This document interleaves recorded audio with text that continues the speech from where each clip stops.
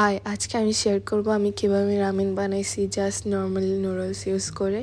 তো প্রথমে আমি নিয়ে নিয়েছি কিছু রসুন আর মরিচ। আমার রামেনে রসুনের ফ্লেভারটা অনেক ভালো লাগে, তো এটার জন্য তো আমি একটা প্যান নিয়ে ওইখানে একটু তেল দিয়ে দিছি। তেল দেওয়ার পরে রসুন আর কাঁচামরিচগুলো একটু ভেজে তারপর ওইখানে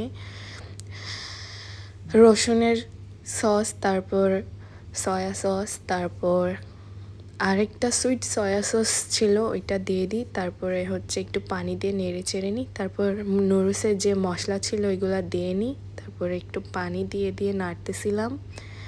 এরপর নুডলসে কতগুলো দিছিল সয়া সস, তারপর তারপর চিলি অয়েল, ওই সবগুলোও দিয়ে দিই। তারপর আর কি ভালো করে নেড়ে ছেড়ে আমি একটু পানি দিয়ে দিই, মানে রামেন বানানোর জন্য যে এতটুকু পানি লাগে অতটুকুই দিয়ে দিলাম। এরপর আমি নুডলসগুলো দিয়ে দিলাম। আমি ফুল ওইরকম দিই নাই, কারণ আমার বেশি লম্বা লম্বা ভালো লাগে না, তো ভেঙে ভেঙে দিছি।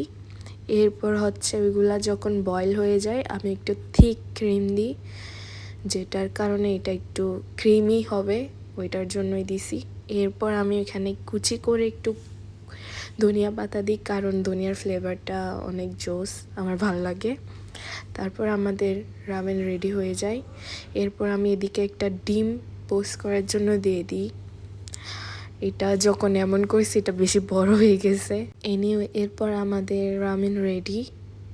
এটা হচ্ছে আমার, এটা হচ্ছে বোনের। Thank you for watching, by.